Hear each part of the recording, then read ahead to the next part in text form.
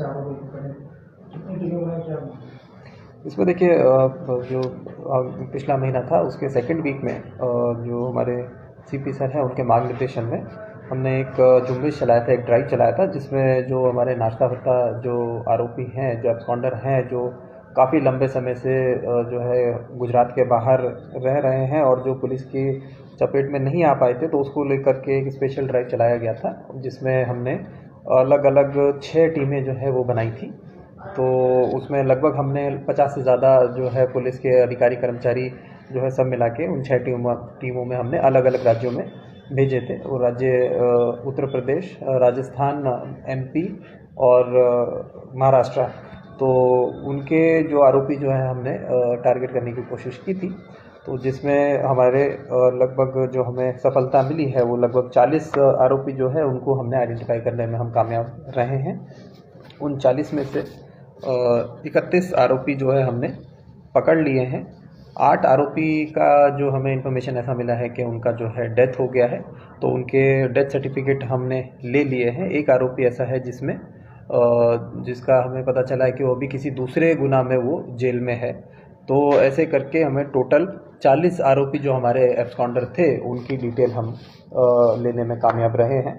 और इसके अलावा हमने नाश्ता भत्ता के अलावा एक CIR पोर्टल है, जिसमें जो मोबाइल अगर आपका गुम हो जाता है या चोरी हो जाता है तो उसमें आप कंप्लेंट्स लॉन्च कर सकते हैं। तो उस पर गुम और चोरी जो मोबाइल थे उसमें से 21 मोबाइल भी ये टीम जो है लाने में कामयाब हुई हैं। तो ये जो हमारा था फ़ेज़ 1 था, जो ये हमने ड्राइव का चलाया था, इसमें लगभग हमारा ऑलमोस्ट 20 दिन जैसा ये फ़ेज़ 1 हमारा चला। तो उसके चलते हमें जो है काफ़ी अच्छे रिजल्ट्स इसमें जो है मिले हैं। 40 आरोपियों को हम टारगेट करने में कामयाब रहे हैं, जो बहुत दिन से पुलिस की रडार में नहीं थे। अगर मैं आपको डेटा बताऊं तो 10 वर्ष के अंदर के इसमें 17 आरोपी हैं, 11 से 20 वर्ष में इसमें 16 आरोपी हैं और 21 से ज़्यादा वर्ष से जो एब्सकॉन्डर थे, जो भाग रहे थे, वो 7 आरोपी हैं। सबसे पुराना आरोपी हमारा इसमें 32 साल पुराना है, जो 32 साल पहले से जो है पुलिस से भाग रहा था, जो अभी इस ड्राइव के दरमियान जो है पकड़ा गया है। तो काफ़ी पुराने आरोपी हैं जो पुलिस के चपेट में नहीं आ रहे थे। ये ड्राइव में काफ़ी अच्छी सफलता मिली है। तो इसको देखते हुए अभी हम इसका फ़ेज़ 2 भी जो है अभी चला रहे हैं। तो अभी हम फिर से जो है अपनी टीम्स बना के अलग अलग राज्यों में भेज रहे हैं।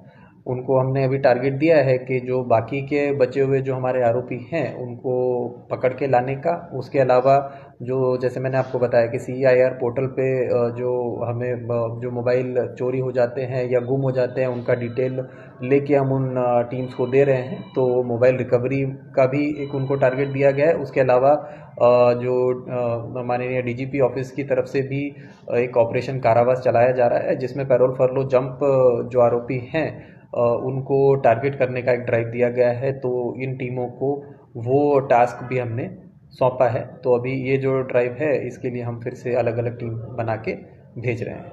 सर, जो फ़ेज़ 1 है उसमें आरोपियों को पकड़ने में किस तरह की दिक्कतों का सामना करना पड़ा?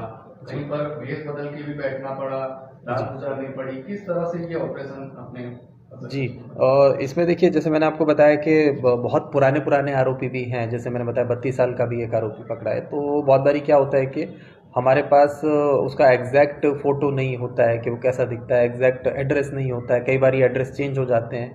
तो जो एड्रेस हमारे कागज़ों में लिखा होता है तो हम वहाँ पे जाते हैं तो हमें पता चलता है कि वो तो किसी दूसरे पे है, फिर दूसरे से तीसरे पे। तो एक आरोपी के पीछे हमें मतलब काफ़ी टाइम जाता है, बहुत एनर्जी जाती है। और उसके बाद भी कई बार ऐसा देखने को मिलता है कि लोकल पुलिस जो है, जो दूसरे स्टेट की है, वो थोड़ा कॉपरेट उतना नहीं करते हैं, क्योंकि उसमें दूसरी जुरिस्डिक्शन आ जाता है, स्टेट चेंज हो जाता है। तो वो भी थोड़े से एक इशू आते हैं। फिर उसके बाद क्योंकि हमने जो टीम्स भेजी हैं उन्होंने कोई आरोपी पकड़ा, तो उसके बाद उसको वापस यहाँ लाना, फिर उसको आगे का काम करना, तो वो भी एक थोड़ा चैलेंज रह जाता है कि यूपी से अगर किसी आरोपी को आपको गुजरात में लेके आना है तो यहाँ से ट्रैवलिंग टाइम भी बहुत ज़्यादा है।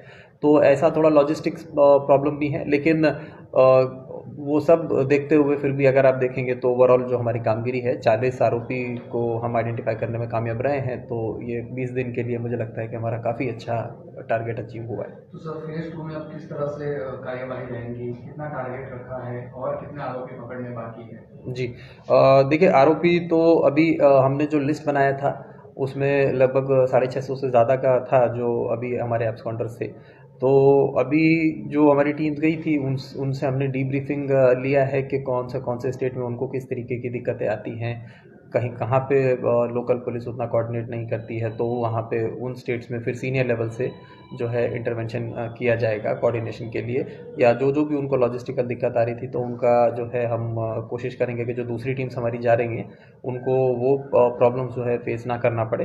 तो वो फीडबैक हमने लिया है, तो वो जो फेज़ 2 हमारा अभी ये चल रहा है ऑपरेशन का, उसमें वो चीज़ों को ध्यान में रख के और उसको बेटर तरीके से करने की कोशिश की जाएगी। ये पूरी मुहिम कब तक चलेगी और किस तरह से होगा? देखिए अभी इसमें कोई ऐसा हमारा टाइमलाइन फिक्स नहीं है। जो ऑपरेशन कारावैस जो डीजीपी ऑफिस की तरफ से है उसमें 12 तारीख का 12 दिसंबर तक का टारगेट है, तो कम से कम वो तो अभी हमारा प्राइम फोकस है। उसके बाद जब तक हमें रिजल्ट्स अच्छे मिलते हैं और जब तक हमें जो इनपुट्स मिलते रहेंगे कि आरोपी जो है कहीं पे है, तो उस तरीके से हम देख के उसका टाइमलाइन हम फिक्स करेंगे। अभी एज ऑफ नाउ अभी कोई टाइमलाइन डिसाइड नहीं किया है। सर, जो 40 आरोपी हैं उनमें से कोई सिटी स्टेटर या कोई ऐसा कोई बंदा जिसमें गंभीर गुनाह? देखिए इसमें जो अगर मैं हेड्स की बात करूं तो काफ़ी सारे हेड्स हैं इसमें। जो इसमें घर फोड़ के भी आरोपी हैं, इसमें प्रोहिबिशन के आरोपी हैं, आर्म्स एक्ट के हैं, अपहरण के हैं, तो बलात्कार के भी हैं, तो इसमें बहुत गंभीर प्रकार के भी हैं और जो कम सज़ा वाले हैं सब हैं, मतलब हर तरीके के हैं। तो हमने जो सारी लिस्ट है उसमें सबका जो बैकग्राउंड चेक के कौन से सेक्शन का आरोपी है, कौन से पुलिस स्टेशन का है, कितने टाइम से गया हुआ है, आज की डेट में कौन सा मोबाइल नंबर यूज़ करता है, तो उस टाइम पे क्या था, एड्रेस क्या था, तो वो एक बैकग्राउंड चेक करने के बाद ही वो डिटेल्स हम जो है अपनी टीम्स को दे के भेजते हैं ताकि उनको वहाँ जाके उनका टाइम वेस्ट ना हो। 40 अपराधी पकड़े, उनमें कोई ऐसा चैलेंजिंग कोई केस हो जिसमें बहुत चैलेंज आया हो अपनी टीम को, और ऐसा कोई वाकया हुआ? और देखिए जैसे मैंने आपको बताया कि 32 साल से ऊपर का है, तो इस तरीके के केस जिसमें बहुत ज़्यादा डिले हो जाता है तो एड्रेसेस चेंज हो जाते हैं।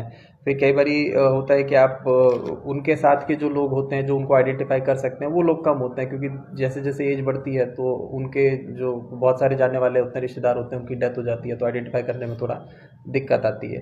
फेस चेंज हो जाता है, उसका आपके पास फ़ोटो होगा तो उसको पहचानने में थोड़ा दिक्कत होगा। जैसे मैंने आपको बताया लोकल पुलिस कई बारी कोऑपरेट नहीं कर पाती है।